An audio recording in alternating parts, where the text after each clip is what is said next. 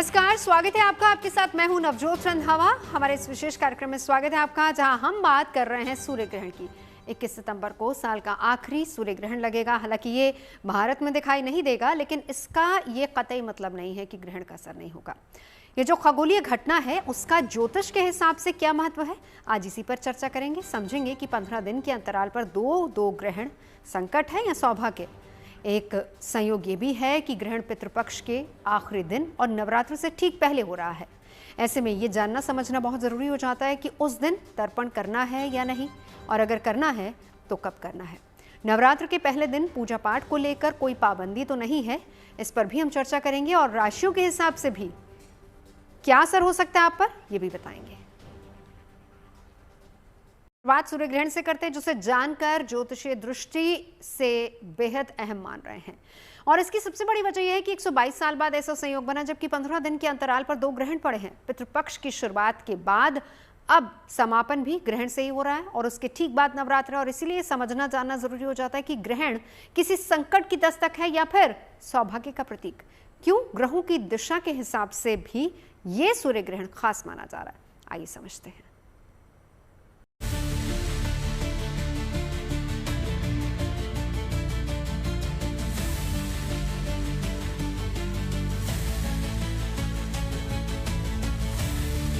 ग्रहण चंद्रमा का हो या सूर्य का, जब भी होता है तब तमाम आशंकाएं होती हैं। कम से कम धार्मिक मान्यताओं के हिसाब से ये समय बदलाव का माना जाता है। बदलाव अच्छे भी हो सकते हैं और बुरे भी, यानी कुछ दिनों के लिए सौभाग्य पर ग्रहण भी लग सकता है या फिर खुशियों की दस्तक हो सकती है। इसीलिए 21 सितंबर 2025 यानी रविवार को जब साल का दूसरा और आखिरी सूर्य ग्रहण लगेगा, उसे लेकर उलझन भी है और 100 सवाल भी। देखने वाली बात यह भी है कि 15 दिन के अंतराल में पहले चंद्र ग्रहण और अब सूर्य ग्रहण लगने जा रहा है। तो पहले ये जान लीजिए कि ग्रहण कब और कहां लगने वाला है। इस बार जो सूर्य ग्रहण है वो आंशिक सूर्य ग्रहण है।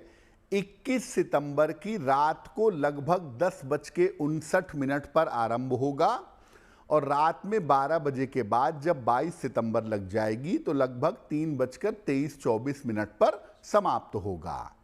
ये सूर्य ग्रहण भारत में दृश्य नहीं होगा, भारत में दिखाई नहीं देगा, इसलिए किसी तरह के सूतक के नियम लागू नहीं होंगे, किसी सावधानी का पालन करने की जरूरत नहीं है।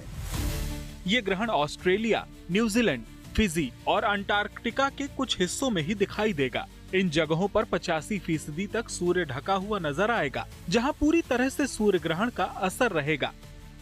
भारत में दिखाई नहीं देगा, इसलिए भारत में सूर्य ग्रहण का सूतक मान्य नहीं होगा। इसलिए जानकार मान रहे हैं कि इन इलाकों में प्रशासनिक दिक्कतें, धार्मिक हलचल और सामाजिक मुद्दे उभर सकते हैं। आपदा भी आ सकती है, लेकिन सूर्य एक ही है, लिहाजा भारत में भी कुछ उथल पुथल से इनकार नहीं किया जा सकता। सूर्य जो है हमारी आत्मा का कारक होता है, हमारे पिता का कारक होता है।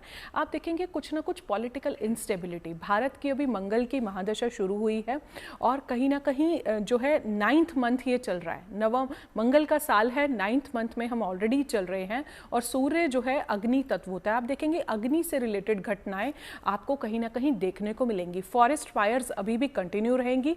आप देखेंगे लोगों में थोड़ा सा एजिटेशन होगा, लोगों में थोड़ा सा एंजाइटी जो है वो कहीं ना कहीं बढ़ेगा। और बहुत सारे लोग जो हैं, आप यूथ में देखेंगे कुछ ना कुछ इस तरह की चीज़ें जो जेंजी और यूथ जो है, आप देखेंगे उनके रेजिग्नेशंस कहीं ना कहीं अपने बॉसेस से, क्योंकि सूर्य जो है पिता का कारक है और साथ में बॉसेस का भी कारक है, तो एक उनके साथ जो एक गैप आएगा ना इस जेंजी का, ये यूथ का।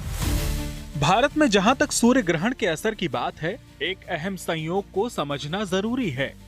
सर्वपितृ अमावस्या यानी पितृपक्ष के आखिरी दिन सूर्य ग्रहण है, इसलिए ये संयोग बहुत खास है।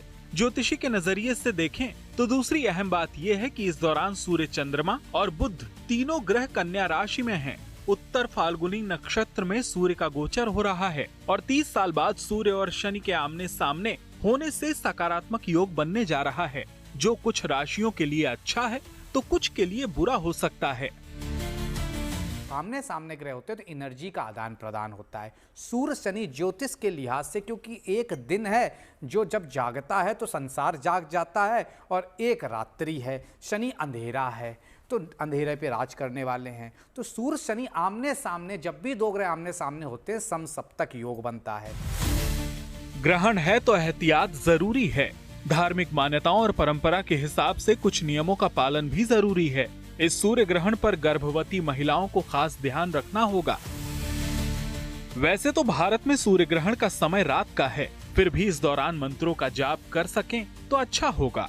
धार्मिक मान्यताओं के हिसाब से अगले दिन स्नान करना और दान पुण्य करने का विधान है। अच्छी बात यह है कि अगले दिन से ही नवरात्र की शुरुआत हो रही है और जानकार मान रहे हैं कि सूर्य ग्रहण की नेगेटिव असर के लिए नवरात्र की पूजा कवच का काम करेगी, यानी आदि शक्ति के आशीर्वाद से सूर्य ग्रहण का असर कम हो जाएगा, इसलिए चिंता वाली कोई बात नहीं है। Bureau report, good news today. सूर्य ग्रहण की वजह से क्या पितृपक्ष के आखिरी दिन की पूजा प्रभावित होगी? क्या नवरात्र पर भी इसका असर होगा? ये आपको बताएंगे, लेकिन पहले जान लेते हैं कि राशियों के हिसाब से इसका असर क्या होने वाला है। इस राशि की अगर हम बात करते हैं तो ये ग्रहण आपकी कुंडली के छठे भाव में लगेगा, तो कहीं ना कहीं आपको अपनी हेल्थ का जो है थोड़ा सा ध्यान रखना है। छोटे मोटे इश्यूज जो हैं हेल्थ से रिलेटेड आ सकते हैं, लेकिन शत्रुओं पर जो है आपको विजय मिलेगी।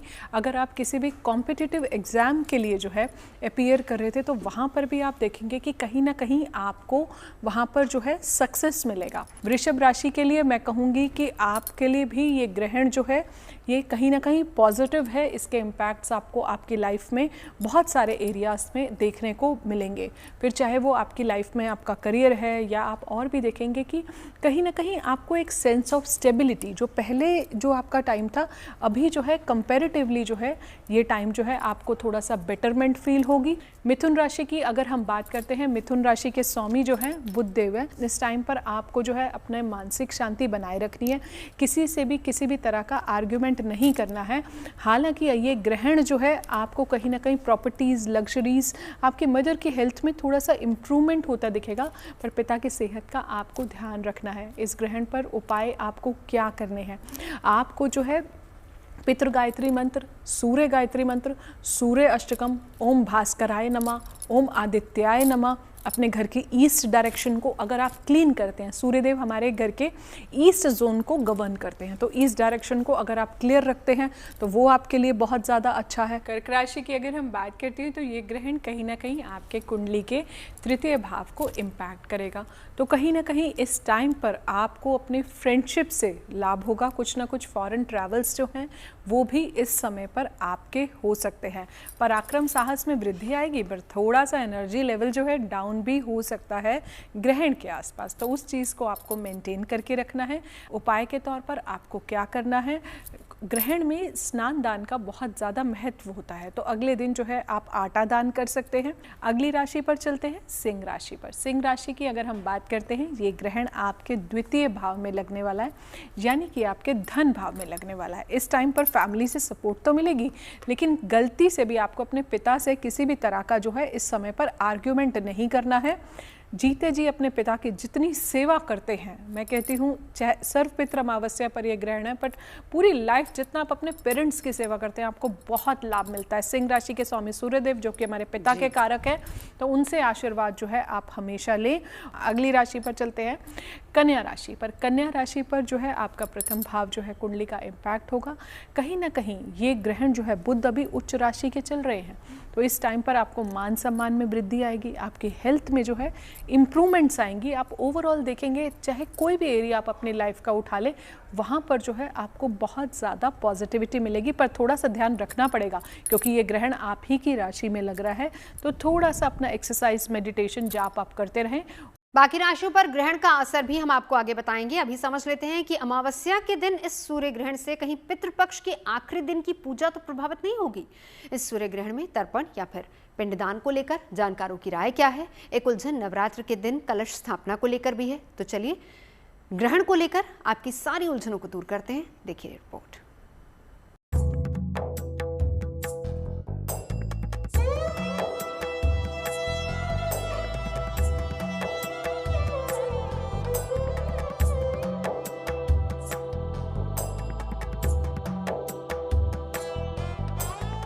ग्रहण से ग्रहण तक पितृपक्ष और उसके बाद नवरात्र। देखिए तो ये गजब का संयोग है और समझिए तो इसके मायने भी खास हैं। 7 सितंबर को चंद्र ग्रहण था। उसी दिन से पितृपक्ष की शुरुआत हुई। 122 साल बाद ऐसा हुआ जब पितरों का स्मृति पर्व यानी पितृपक्ष का शुभारंभ चंद्र ग्रहण पर हुआ। ऐसा ही संयोग सूर्य ग्रहण के साथ भी है। अमावस्या यानी 21 सितंबर को सूर्य ग्रहण है। उसी दिन पितृपक्ष का समापन है और अगले दिन यानी 22 सितंबर से नवरात्रि की शुरुआत हो रही है। तो सवाल ये है कि 15 दिनों के अंतराल पर 2 ग्रहण और इसके दरमियान पितृपक्ष और नवरात्र का होना सौभाग्य का संकेत है या चिंता की वजह? ग्रहण को लेकर तो वैसे भी धार्मिक तौर पर सावधान रहने की जरूरत होती है, लेकिन क्या इसका असर पितृपक्ष के तर्पण और नवरात्र की कलश स्थापना पर पड़ने वाला है? इस सवाल को लेकर लोगों में संशय है, उलझन है, मन में दुविधा है कि ग्रहण का पूजा पाठ से क्या कनेक्शन है। भारत में इसका कहीं से भी किसी प्रकार का उल्लेख नहीं है। हमारा जो भारत का खगोलीय दुर्घटना क्षेत्र जिसको कहा जाए, ये तो घटनाएं हमेशा होती रहती हैं खगोल में, लेकिन इसमें भारत में दिखाई नहीं पड़ेगा। इसलिए बहुत ज्यादा इस पर भारत में विचार करने की आवश्यकता नहीं। ग्रहण है तो असर होगा। जैसे पितृपक्ष की शुरुआत में जो चंद्र ग्रहण लगा वो भारत में दिखा और इसलिए सूतक काल भी मान्य था। इसलिए श्राद्ध के पहले दिन दोपहर से पहले ही तर्पण और दान करने की सलाह दी गई। लेकिन सूर्य ग्रहण के साथ ऐसा नहीं है। अव्वल तो सूर्य ग्रहण भारत में दिखाई नहीं दे रहा, इसलिए जानकार एकमत हैं कि सूतक काल नहीं लगेगा। भारत में ग्रहण का समय रात 11 बजे से लेकर देर रात 3:23 तक का है।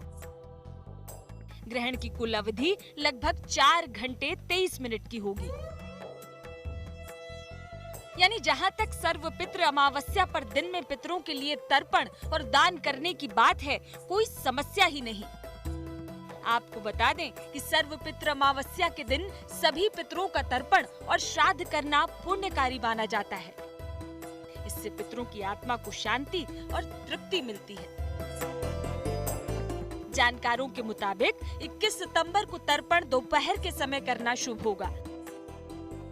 दोपहर 1:27 से लेकर 3:53 तक का समय ज्यादा अच्छा रहेगा।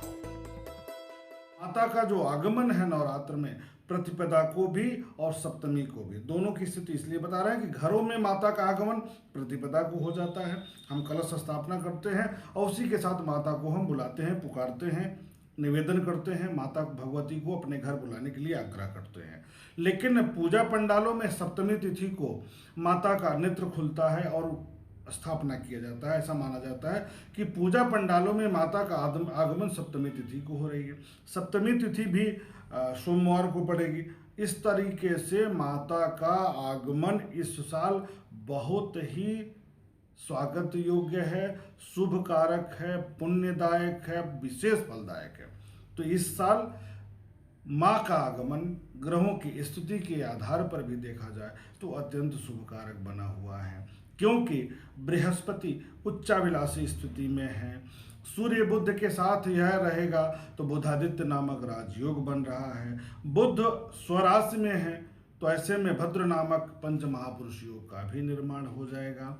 तो इस तरीके से आप देखेंगे तो नवरात्र में ग्रहों की स्थितियां भी बहुत अच्छी बनेंगी और माता का आगमन भी बहुत शुभ कारक होगा। तो यह नवरात्र अपने आप में श्रेष्ठ है, शुभ है। ये भी एक दुर्लभ संयोग है कि जिस दिन माँ दुर्गा की पूजा शुरू होगी उससे ठीक एक दिन पहले यानी महालया को सूर्य ग्रहण होने जा रहा है। यानी रात्रि में ग्रहण और अगले दिन सुबह माता की पूजा के लिए कलश स्थापना। यहाँ भी वही उलझन है कि कहीं ग्रहण का असर कलश स्थापना पर तो नहीं होगा। तो आपको बता दें कि सूर्य ग्रहण भारत में दिखाई नहीं देने की वजह से सूतक मान्य नहीं होगा।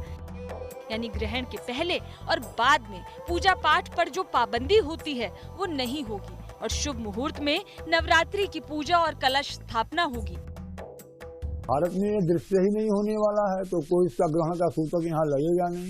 लेकिन विशेष करके जो गर्भवती महिलाएं हैं, जिनके पेट में शिशु इत्यादि होने वाले हैं, उनको जरूर विचार करना चाहिए कि जो प्राचीन परंपराएं बनाई गई हैं, पेट में गोबर का लेप करना, उस समय चाकू इत्यादि से कोई वस्तु न काटना, न सोना, अच्छे धार्मिक ग्रंथों को पढ़ना, इससे बच्चा विकृत न पैदा हो, ये सभी गर्भवती महिलाओं को ध्यान में रखना चाहिए।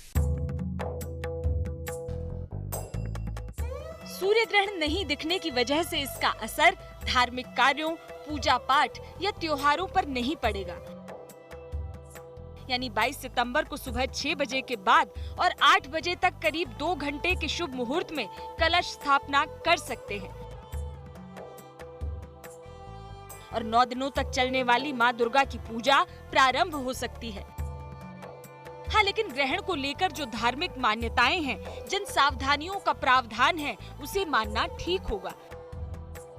ग्रहण भले ही भारत में दिखाई नहीं देगा, लेकिन जानकारों की दलील ठीक है कि ब्रह्मांड में इसका असर तो रहेगा ही, क्योंकि सूर्य एक ही है। इसलिए जरूरी है कि 22 सितंबर को जब नवरात्रि की पूजा शुरू करें, उससे पहले घर की अच्छी तरह साफ सफाई करें, गंगा जल का छिड़काव करें और खास तौर पर पूजा वाली जगह को स्वच्छ और पवित्र करें। Bureau report, good news today. तो ग्रहण का आप पर क्या असर हो सकता है, इसका ज्योतिषियों ने भी आकलन किया है। आइए देखते हैं ये ग्रहण आपके लिए कैसा रह सकता है। तुला राशि की अगर हम बात करते हैं, ये ग्रहण आपकी कुंडली के 12वें भाव पे लगेगा। 12वां भाव जो है आपके खर्चे बढ़ेंगे। इस टाइम पर आपको अपने एक्सपेंसेस को जो है थोड़ा सा कंट्रोल में रखना है।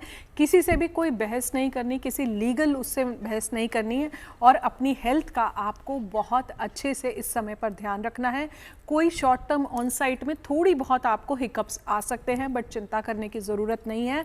भगवान आदित्य की आप जितनी उपासना करेंगे, आपके जीवन में उतनी शुभता आएगी। वृश्चिक राशि के लिए ये ग्रहण जो है आपके लाभ भाव पर लगेगा, यानी कि आपके कुंडली के 11वें भाव पर लगेगा। फिनेंशियल अपॉर्चुनिटीज तो बढ़ेंगी, मल्टीपल सोर्सेज ऑफ इनकम तो आएंगे, लेकिन थोड़े से चैलेंज के साथ आएंगे। बड़े भाई बहनों का आदर सम्मान करें, उनसे किसी भी तरह का आपको आर्ग्यूमेंट इस टाइम पर नहीं करना है। प्रमोशंस भी आपकी हो सकती हैं, करियर में आपको कोई अच्छी गुड न्यूज़ आ सकती है। इस टाइम पर जो है अपना थोड़ा सा ईयर रीजन का जो है आपको थोड़ा सा ध्यान रखना है। इस खास पेशकश में फिलहाल इतना ही। देश और दुनिया की तमाम अच्छी खबरों के लिए आप देखते रहिए गुड न्यूज़ टुडे।